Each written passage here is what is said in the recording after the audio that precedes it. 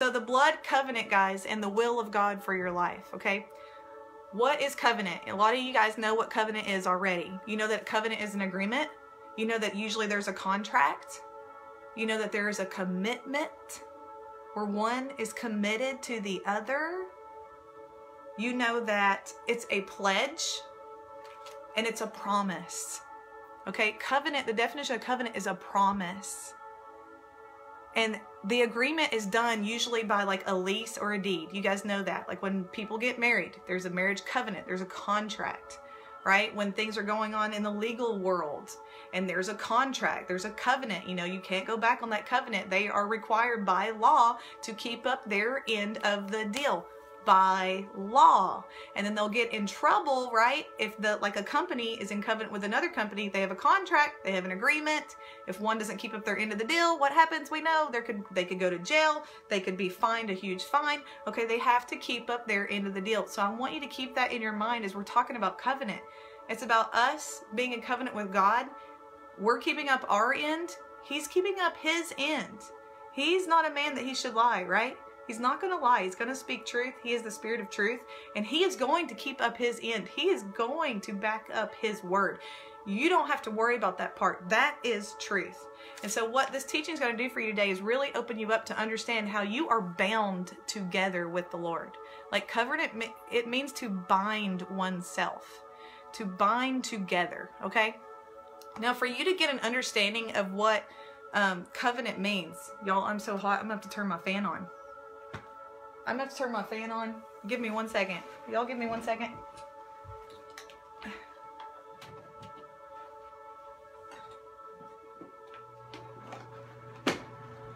That's the major important part of my teaching is turning on the fan. Okay. Don't leave. Okay, covenant, for you guys to really understand God's heart in forming covenant, you have to look back at the ancient covenant practices of the day. Okay, so during Abraham's day, when the Lord told Abraham to leave the land and go into the land where he would call him in Genesis 12, verse 1 through 8. Write that down because I want you guys to go read it. I would love to stop and just go read it with you, but we're going to have to just do this in little pieces. Okay, so when he calls them out from the land and then says, into a land where I will show you, well, I will bless you, right? I will take you into a new land where I will be your God. Whoever tries to curse you, I'll curse, right? Whoever blesses you, I'll bless. I'm just really excited about this word today. Look, y'all. Look at the heat going up my neck, y'all. I'm so excited. Oh my gosh, this is funny. I'll cool off in just a second. Okay, so the Lord knew about the power of covenant. Okay, so the ancient covenant making dates back to the time of Abraham. Okay, when it was a common part of life. Okay, tribes and peoples, they made covenants with each other. They didn't write down, on paper. They didn't, make contracts in that way, but they made covenants. Okay, and I'm going to teach you what that looks like. Because when God spoke to Abraham about making a covenant with him, he had to speak to him in the language that Abraham would understand. So God created a covenant so that Abraham would understand exactly what God was saying on his end of the deal, okay? So a covenant was made between two people, or two tribes, or two nations. Fire, Jason! Woo! Listen, I'm fired up about this because I've been wanting to teach this for so long, and the Lord just didn't say it was time. And I don't know if it's because of the season we're in right now, because like we're going to put the blood covenant above every other name that is trying to be named right now in this season of October, right? Come on. Where we got, evil covenants probably being made in the spirit. And we need to realize that we have the covenant above every other covenant or things going on. So there must be a reason that God, I didn't even put that together until right now. Because I was like, Lord, why do you want to talk about this right now? Like, what is it about October? I was thinking October 25th. What's today? Oh, yeah. Okay, we're in that whole season of like all that stuff going on, and we've got to bring the glory of God in the atmosphere. Okay, God, I get it. So we're going to talk about what real covenant is. Okay, because there's false covenants going on, right? Amen. And so last night, the Lord, I was praying about what he wanted to do on the session today, and he said, I want you to teach about the blood covenant. And I got so excited. Okay, anyways, let's keep going. A covenant would provide protection. Okay? A covenant would provide prosperity. So if you guys want to, just write down these key things about covenant, what hits you that's going to stand out for you as I'm teaching, okay? It symbolizes what's mine is yours. What's yours is mine. That's what covenant meant to tribes when they made covenant with each other. It wasn't just, if you decide to break this covenant, I'll understand later on. We'll just, write an annulment and we'll just forget that we ever made this covenant. No way. Covenant was serious back in the day, and it should be serious today, and people aren't taking it serious. They're just like cutting covenant with each other and then just saying, if we decide we don't want to be in covenant later, we'll just cancel it. But it doesn't work like that in the spirit. They can try it all they want to. It doesn't work like that in the spirit. Okay, let's stay focused. So when God cut covenant with his people, he used common cultural practices. When he cut covenant with Abraham, you guys remember that he walked on the blood of an animal sacrifice that had been divided in half. You guys remember that, right? God had Abraham bring the sacrifice. It was divided in half, and the pieces were laid opposite of each other, and the blood from the pieces spilled into the walkway. What you guys don't know is this is exactly what tribes used to do. God wasn't the first one to do this, guys. This is exactly what the tribes used to do. Although God did do it, because the scripture does say before the foundations of the world was laid, we know that the Lamb of God was slain before the foundations of the world, right? So God did actually was the first one to commit covenant like this, but this was a practice that had been done. Abraham was very familiar with this. It wasn't just like, he's like, whoa, God, whoa, I don't understand this. Why are you dividing an animal in half, making me walk through blood? It makes no sense. No, it made complete sense to Abraham. In fact, it probably ministered to Abraham so much that he was in amazement and wonder that God was cutting a covenant with him, because he knew what was about to take place after that covenant happened. And I'm going to take you through the steps of the covenant. Don't leave. This is really good. Each step is going to blow you away. Okay, so the same practice was done by tribes, leaders at that time. Abraham knew how serious it was about the promises by the covenant that they made, and it proved his faithfulness to keep his word to Abraham. This is how Abraham knew that when God spoke to him in Genesis 12 about that he would bless him.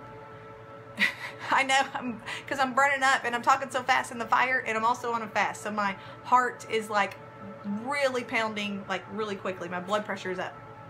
Okay, so just ignore me. Y'all, this is the reddest it's ever got. It's so funny.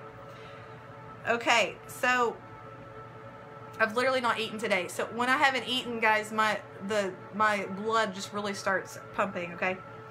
So when God said, I'm going to prove to you what I said in Genesis 12. And the way I'm going to prove it to you is I'm going to cut these animals in half, and I'm going to walk through the blood with you, and I'm committing a covenant with you. Abraham knew that God was serious at this point, and this was something that was eternal, and this was something that was never going to end. Okay? Y'all share this. So here's step one in a ceremony. This is where it's really going to open you up. Step one in a ceremony of covenant making. Okay? There's 8 steps. 8 steps. 8 means new beginnings. Step one is called pre-ceremony. Okay, so in the pre-ceremony, this is where the 2 tribes come together and they discuss terms, promises, blessings, and warnings if the covenant is broken. They go into serious consideration whether they even want to enter covenant or not. It wasn't a game. It wasn't something to mess with. This is serious business. They would sit down, the tribes would talk, and they would decide, is this something we really want to give our life for? Come on. And when God did the pre-ceremony with Abraham, that was Genesis 12. You guys go read it, verses 1 through 8.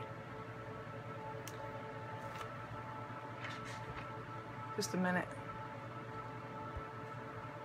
Okay. Genesis 12, verses 1 through 8. Talks about when God's calling him and he says what he's going to give him. Okay? You guys go read. Maybe I should read it just a little bit, because I want to make sure that we're on the same page and we understand where we're going here. And we'll just stop, after like 30 minutes, and then we'll do it in a series because I really want to, stay focused.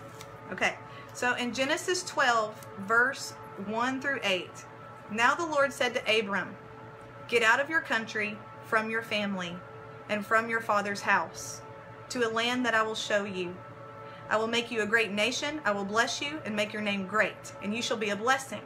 I will bless those who bless you, and I will curse him who curses you, and in you all the families of the earth shall be blessed. So Abram departed as the Lord had spoken to him, and Lot went with him, and Abram was 75 years old when he departed from Haran. Then Abram took Sarah his wife, and Lot his brother's son, and all their possessions that they had gathered, and the people whom they had acquired in Haran, and they departed to go to the land of Canaan. So they came to the land of Canaan. Abram passed through the land to the place of Shechem, as far as the terebinth tree of Moreh, and the Canaanites were then in the land. Verse 7, then the Lord appeared to Abram and said, to your descendants I will give this land. See, he's already given the terms of the covenant right now. And there he built an altar to the Lord who had appeared to him. And he moved from there to the mountain east of Bethel. And he pitched his tent with Bethel on the west and Ai on the east. There he built an altar to the Lord and called on the name of the Lord. Okay?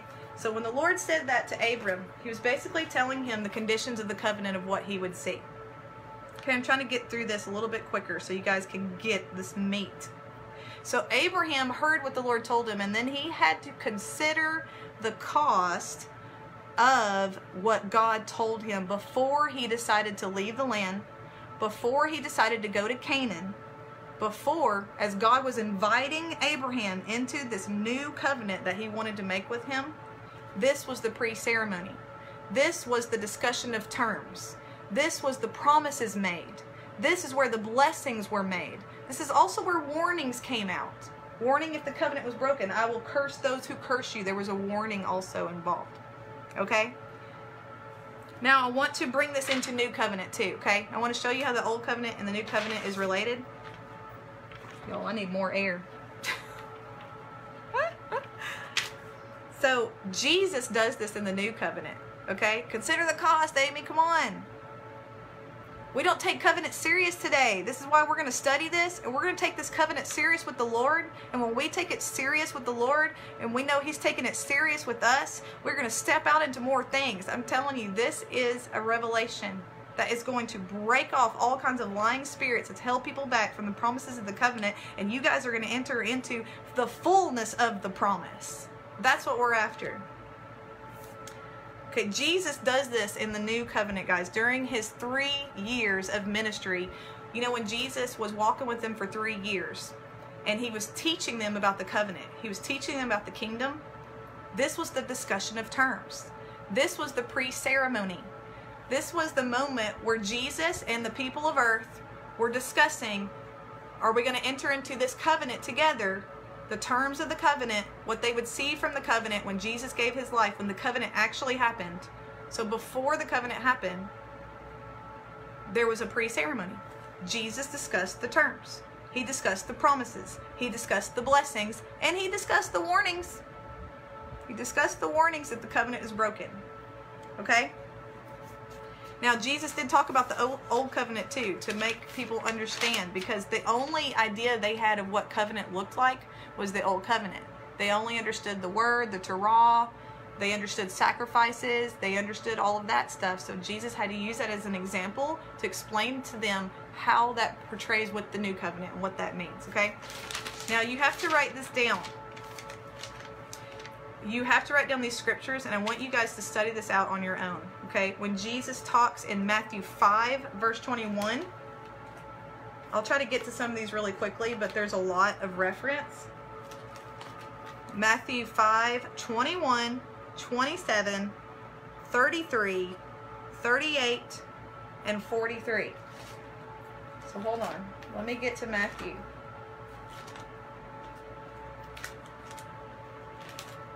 This is a big meal, guys, and I really don't want to rush you through this because it is so good. And we need to meditate on every scripture.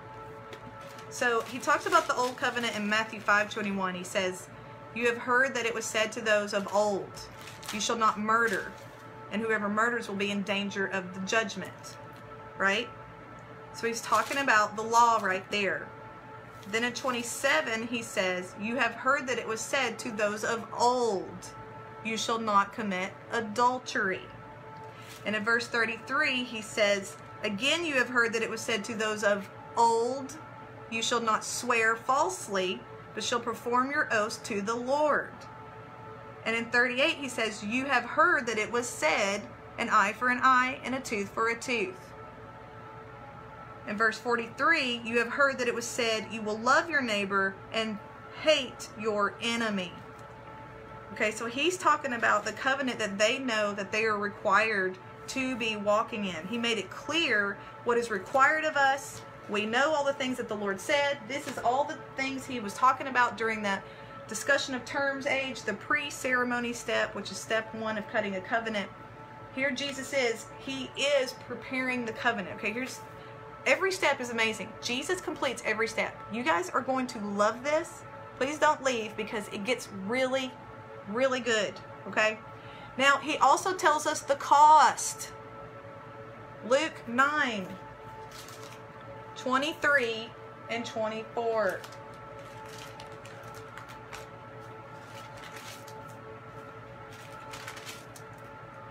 Luke 9:23 says, then he said to them all, if anyone desires to come after me, let him deny himself, take up his cross daily, and follow me. For whoever desires to save his life will lose it, but whoever loses his life for my sake will save it. Okay, write that down. In Luke 14, write this down, 25 through 33. It's talking about leaving everything to follow Christ. This is the terms of the covenant.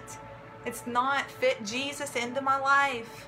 When I make covenant with Jesus, it's about my life coming into his. And it's no longer I that live, but it's Christ that lives in me.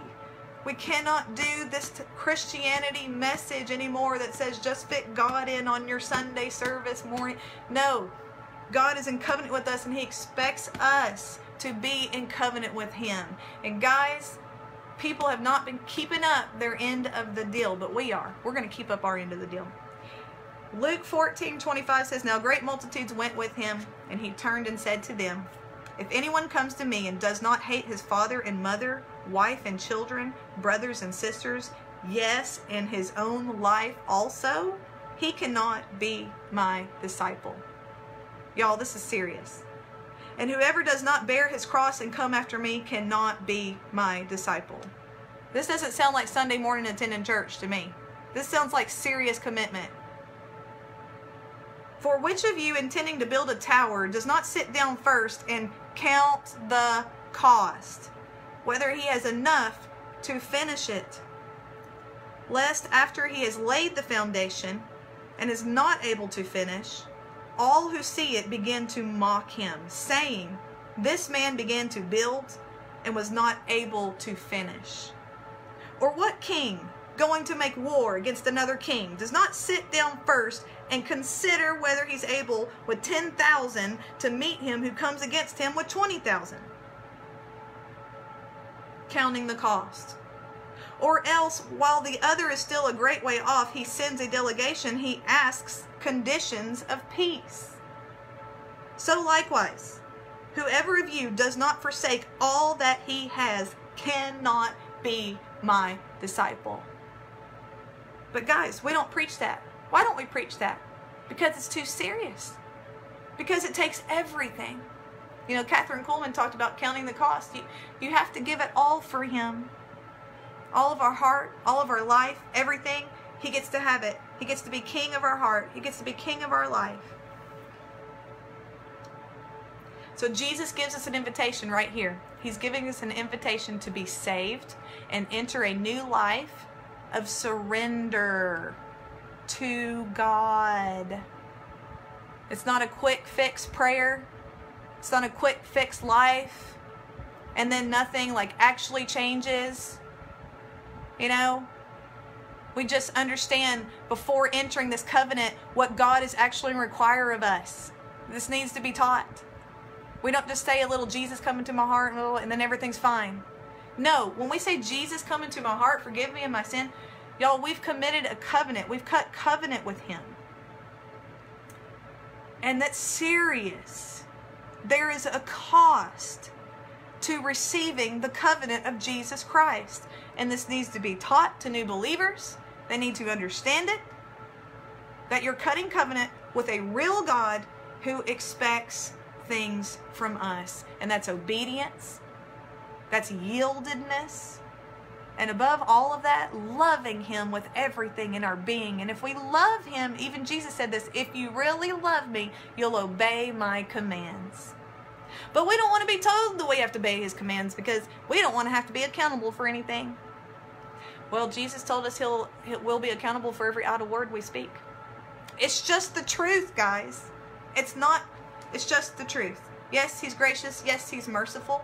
But I think when we understand what he is actually seeing in a covenant, what God's view of a covenant is, we'll actually receive more of his grace and mercy and his healing and his forgiveness of the things that he's given to us.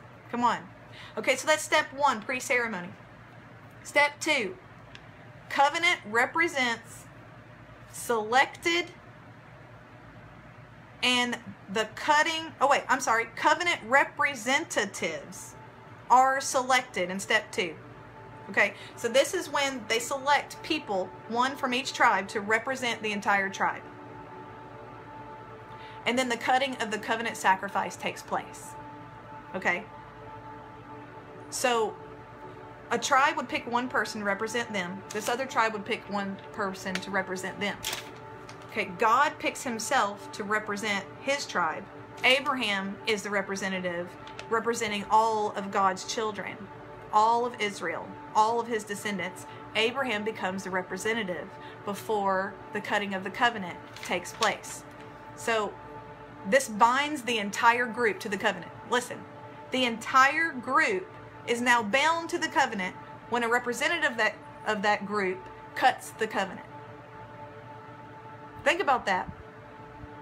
Think about that. Now we're going to talk about Jesus and how that represents Jesus in just a minute. So the ceremony starts. The animal is cut down the middle from head to tail. The pieces are laid open with the bloody side up. The blood spills into the pathway.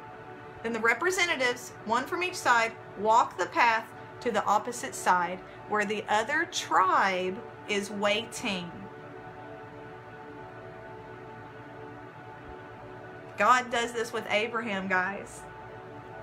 Genesis 15:17. Let's read it. You guys know it. Many of you know it, but for those that don't. Genesis 15:17 says, "And it came to pass when the sun went down." Oh, I'm going to cry, y'all. Covenant makes me cry. Doesn't matter which one it is. I love each time the Lord cuts covenant. He's so faithfully, so wonderful. "And it came to pass when the sun went down and it was dark, that behold, there appeared a smoking oven and a burning torch that passed between those pieces." The Lord came and cut covenant, physically stood there, guys, as a smoking oven, as a burning torch of flames. And he walked through the blood to meet Abraham on the other side, who represented not just himself, but everyone that would come after him. On the same day, the Lord made a covenant with Abraham. He said, "To your descendants I've given this land." Woo! This is powerful, y'all. Abraham knew in that moment that his descendants would really have the land because he understood what covenant meant. Okay? Abraham represents all of mankind right here in this verse. "To your descendants I will give this land." Now let's talk about Jesus. Jesus represents all of mankind in the new covenant. And Jesus represents God himself. Woo. He represents, whoa!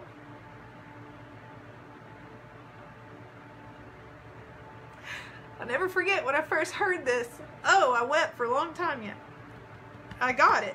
And we get it, but when we hear it like this, understanding covenant, he represents both parties. Man on the cross and God on the cross. Making covenant as one. Jesus being the representative of both sides, guys. He is the covenant representative for all of man, and at the same time the covenant representative for God himself. He stood in the gap. One man, one God, making one of two. Oh my goodness. And he became the sacrifice too. So get this.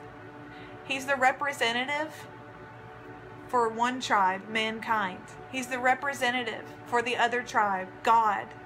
And then he became the sacrificial lamb. Not only was he two, he was three. The sacrifice, man, and God. If that doesn't get more beautiful, I don't know what does. He's the mediator. Woo! He's the sacrifice. He's everything. He did it all himself. Come on. Does that not get you excited right now?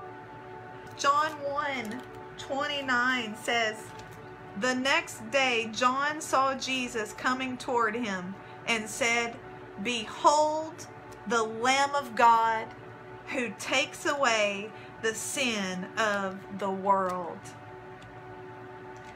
1 Corinthians 5:7.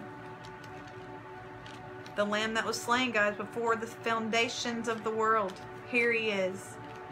1 Corinthians 5:7. I'm getting there.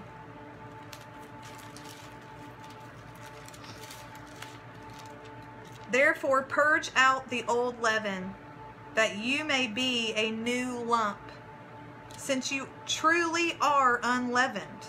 For indeed Christ, our Passover, was sacrificed for us." Hebrews 8:6. You guys write these down and you can go back and read the scriptures around it. Hebrews 8:6 says, "But now he has obtained a more excellent ministry, inasmuch as he is also mediator of a better covenant, which was established on better promises." Woo! Oh, it's time to awaken the church, and it's going to start when it awakens in the heart. So I love you guys. Awaken the heart of your neighbor today. Awaken the heart of your family. Awaken the heart of your neighborhood. Awaken the heart of people everywhere you go. And testify in the group. Don't forget, I want your testimonies when you share with people, when you pray for people, you see people healed, you see people touched. I want you to share about it in the group because it's encouraging us. So I've had a couple people that shared, but I want some more of you guys to share, okay? Do it. All right. Love you guys so much, and we'll see you next week. Bye-bye.